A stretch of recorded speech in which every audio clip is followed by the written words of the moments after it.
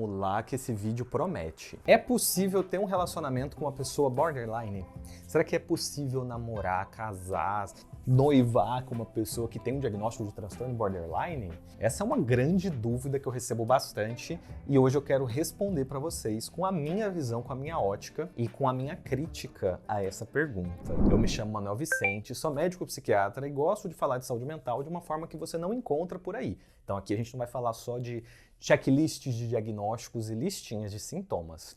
Eu quero que você pense, reflita e entre em conclusões mais aprofundadas sobre os assuntos da saúde mental. Então vamos começar com essa pergunta. Será que é possível namorar uma pessoa borderline?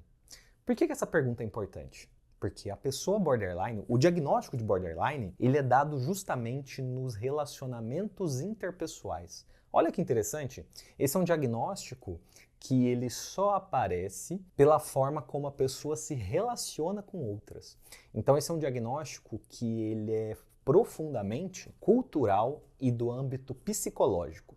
Borderline não é uma doença que nem esquizofrenia, que nem transtorno bipolar, não é uma condição que nem autismo, que a pessoa tem uma grave alteração irreversível no cérebro. Não é isso. Borderline é como a pessoa se funciona, como ela se relaciona com os outros, como que ela se vê, como que ela se comporta nas situações. E aí, quando a pessoa tem alguns elementos na personalidade dela, a gente fala que ela é borderline. Que elementos são esses? Quais são os elementos principais? É um medo de abandono, então é uma pessoa que tem medo de abandono, ela é desesperada por abandono. Desse medo de abandono, o que acontece? Ciúme. Crise de ciúmes que são terríveis em algumas situações. São muito graves, porque a pessoa fica sempre naquela expectativa catastrófica de que o outro vai deixar ela. E aí, se o outro vai me abandonar, se ele não responde o WhatsApp, se ele não me dá atenção, vai que ele tá com outra pessoa, e se eu ficar sozinho para sempre, e se isso acontecer? Então a pessoa borderline, ela tem um medo de abandono. Por que ela tem medo de abandono? Porque se você pegar na história de vida dela, ela já sofreu abandonos, certo? Era pai que era ausente, era mãe que era ausente. São situações de desamparo. Então, durante a vida, essa pessoa teve muito desamparo. Às vezes, podia até ter um pai, uma mãe presente de corpo, mas talvez não estivessem presentes do ponto de vista afetivo, sabe? De cuidado, acolhimento e validação das emoções. Então, eventualmente, ainda que os pais tivessem boas intenções, isso pode ter acontecido. Então, pode ser desde um divórcio até situações em que o pai e que a mãe trabalham demais. Trabalha fora, alguma coisa assim.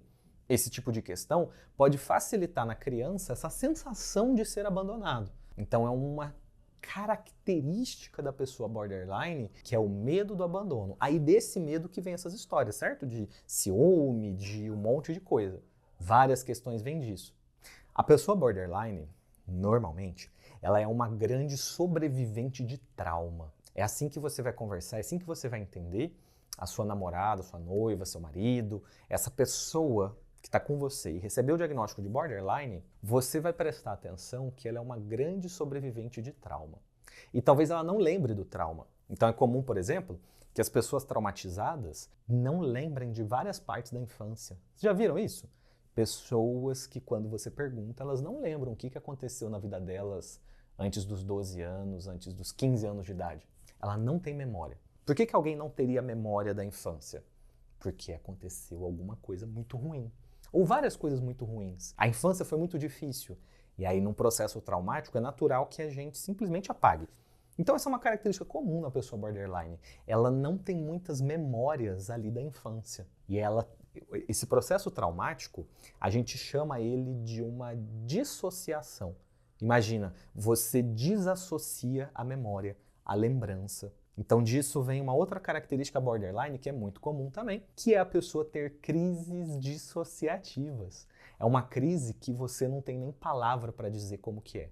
Como se a pessoa se tornasse outra, sabe? Ela simplesmente faz alguma coisa e às vezes até esquece que fez. Pode ser uma crise de raiva, pode se machucar, ela pode se cortar, ela pode falar uma coisa e não lembrar. Ela entra num estado que quem conhece olha no olho e vê que está transformada, sabe? Nossa, não parece nem você. Parecia que estava possuída. Já ouvi isso também. Falar que a pessoa borderline parecia que estava possuída. Na verdade, ela estava num estado dissociativo. Dissociativo, e se você for puxar para ver, isso já acontece desde muito cedo nos processos traumáticos. Então, essas características dissociativas da pessoa borderline, elas são muito marcantes. E aí você precisa entender que então você está se relacionando, você está namorando uma pessoa que passou por situações na vida muito difíceis de lidar. É assim que você deve compreender a história. Se você ficar preso no termo borderline, você vai chegar à conclusão, sabe, vai parecer que a pessoa está quebrada. Vai parecer que ela tem uma doença, vai parecer que ela tem uma situação em que você tem que aprender a lidar com borderline. E você não tem que, de verdade, aprender a lidar com borderline. Você precisa aprender a lidar com a pessoa que você namora. Você precisa lidar com a pessoa que você se relaciona. Então, o processo de lidar bem com uma pessoa borderline é basicamente entender que ela é uma pessoa com uma história complicada. E aí você vai aprender a lidar com ela. Eu não acredito de verdade nessa história de dicas para lidar com uma pessoa borderline. Eu entendo que, por exemplo, a parte do ciúme, tá, você pode ter boas dicas. Você vai ter que, né, se você quiser diminuir o sofrimento da pessoa, você vai ter que lidar com ciúme. E aí se você ficar sumindo do WhatsApp todo dia, a pessoa vai entrar numa crise de ciúme todo dia. Então, quanto mais presente você estiver, mais fácil vai ser dela lidar. Então, esse é um elemento de como lidar com uma pessoa borderline que é razoável de colocar. Agora, todas as outras grandes dicas, no fim das contas, gente, é só assim. Aprenda a se relacionar com outra pessoa, aprende a se relacionar e a perceber as emoções do outro. E aí essa é uma característica em comum da pessoa borderline, ela ser muito emotiva. Então ela é emoção pura, ela é como se fosse um fio desencapado de emoções, porque ela não aprendeu a regular as próprias emoções enquanto estava crescendo. Então é uma pessoa que nunca aprendeu a regular as emoções. Então a emoção da pessoa borderline é muito intensa. E aí é comum que ela sempre vai buscar, a pessoa, ela vai se dar bem com uma outra pessoa que não é nem um pouco emotiva, que fala que é super racional. Então talvez você, como namorado, como namorada, você fala, nossa, eu sou super racional, você é muita emoção, você é emotivo demais. Provavelmente é por isso que vocês estão juntos, porque você não vive muito bem o seu emocional, você curte, você se energiza, você fica feliz com alguém que é dada a todas essas paixões intensas da vida, sabe? A pessoa borderline, ela traz essa cor de humor, de emoções mais intensas para quem é mais travado no campo emocional. E aí essa pessoa, que pode ser você, que é mais travada da parte emocional, é super racional, você pode ser muito ruim de entender as emoções dos outros. E aí você é ruim de entender as emoções da sua namorada, da sua noiva, mas você também é ruim de entender a emoção de todo mundo do seu trabalho, você é meio ruim de entender a emoção de várias pessoas. Então você precisa desenvolver essa capacidade de entender a emoção das pessoas como um todo. Não é por causa da pessoa borderline que está com você que você vai aprender isso. Isso faz bem para a vida. Então você aprender a lidar com as emoções dos outros é muito relevante. E aí talvez você me pergunte, como que eu faço para lidar com as emoções dos outros? Como que eu vou conseguir, então, lidar com esse turbilhão de emoções que é a minha namorada, que é a minha noiva? Como que eu vou fazer? Como que faz? Porque às vezes tem umas crises de raiva, às vezes tem uns choros, tem muita coisa e é muito difícil de lidar. Como que você faz? Você primeiro vai aprender a lidar com as suas crises. Você vai ter que aprender a lidar com os seus problemas. Então você deve fazer um processo de terapia para você. Porque você tem questões suas que você também pode explorar. Você também tem que se desenvolver. E aí eu fico muito atento a essa questão de falar como lidar com o borderline, como tratar o borderline, porque parece que as outras pessoas que estão ao redor não têm um dever de casa para ser feito. Então, se você está namorando um borderline, toda briga parece que vem do borderline. E você mesmo não, né? Essa é uma sensação que o diagnóstico pode trazer, de que sempre que dá um BO, foi por erro da pessoa. E a gente precisa ficar atento nisso. Porque você imagina que a pessoa borderline, ela cresceu sendo invalidada muitas vezes pela família, sendo tratada como doida e exagerada. Aí ela cresce, recebe o diagnóstico de borderline e parece que esse diagnóstico reforça ainda mais essa sensação de que ela é uma doida descontrolada e que não consegue regular as próprias emoções. E aí sempre tudo acontece e parece que essa pessoa que está errada, é sempre ela que erra, é sempre ela que é culpada. É fácil de criar um bode expiatório quando você tem uma pessoa com diagnóstico de borderline. Então você precisa entender que você também tem um trabalho a ser feito. E o fato de você ser super racional não quer dizer que você é saudável. Talvez só queira dizer que você não acessa as suas emoções. E que aí você fica numa vida assim, sabe, mais plana, mais chata mesmo. Mas você sempre está lá na mentalização. Então você é uma pessoa extremamente mental que não acessa emoções. Casada com outra que é extremamente emoções, mas que não consegue se regular nessa parte racional também.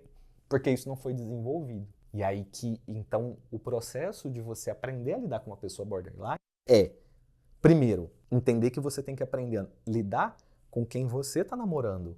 Você não vai lidar com um transtorno, você não vai lidar com uma doença, você vai lidar com quem você está se relacionando. Você vai conhecer essa pessoa profundamente. Você vai ser... Para isso, você vai precisar se desenvolver como uma pessoa que consegue escutar, que sabe acolher, que sabe ouvir sem ficar dando dica do que tem que fazer, sabe? Isso que você traz como uma grande característica sua, eu sou muito prático, sabe? Tem um problema, vai lá e resolve. Comigo não tem. Isso que você faz chama invalidação às vezes. Não é só resolver. Você não entra em contato com a sua angústia também. Esse tipo de reflexão sobre a gente, ele aparece quando nós utilizamos os relacionamentos para nos desenvolvermos. Todo mundo deveria fazer isso.